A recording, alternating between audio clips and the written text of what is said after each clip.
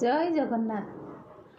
ଆଜି ମୋର ଗୋଟେ ଛୋଟ କବିତାର ଶୀର୍ଷକ ବଧୂ। ତା ନାଲି ଅଳତା ପାଉଁଜି ପିନ୍ଧା ଟଳମଳ ପାଦ ଦିଟାକୁ ତୁମ ଅଗଣାରେ ଥାପିଲା ବେଳକୁ ତାକୁ ଟିକେ ସମ୍ଭାଳି ନିଅ।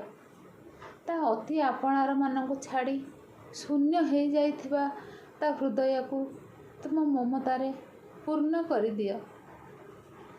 ସିଏ ପରା ତା ବାପାଙ୍କର ନୟନର ମଣି, ତା ମାଆର ଛାତିର କଲିଜା।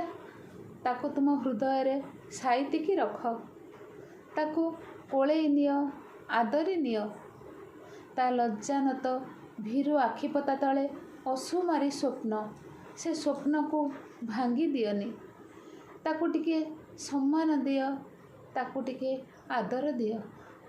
ସେ ତୁମ ଘରକୁ ରୋଷଣୀରେ ସଜେଇ ଦେବ, ତୁମମାନଙ୍କୁ ମମତାରେ ଭିଜେଇ ଦେବ। ଚଉରା ମୂଳେ ସଞ୍ଜବତୀଟିଏ ଜାଳି ସବୁଦିନ ତୁମ ପରିବାର ପାଇଁ ସାଉଁଟି ଆଣୁଥିବ ଅଣ୍ଟିରେ ଅଣ୍ଟିଏ ଖୁସି। ଜୟ ଜଗନ୍ନାଥ।